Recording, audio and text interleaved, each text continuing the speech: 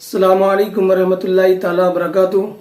इस वीडियो के अंदर हम बात करने वाले हैं कि अगर कोई बंदा बगैर वजू अजान पढ़ता है तो ऐसी नमाज का क्या हुक्म है। तो याद रखें कि बेवजू अजान नहीं पढ़ना चाहिए, लेकिन अगर अजान पढ़ती है तो अजान दुरुस्त होगी और जो नमाज उस अजान के बाद में पढ़ी गई है वो अजान भी दुरुस्त होगी।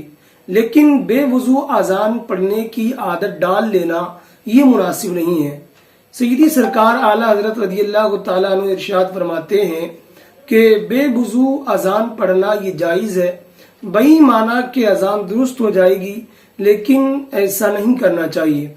तो खुलासा ये है कि बगैर वजू भी अजान पढ़ी जा सकती है, लेकिन बेहतर और अच्छा तरीका यही है कि अजान बावजू पढ़ी जाए।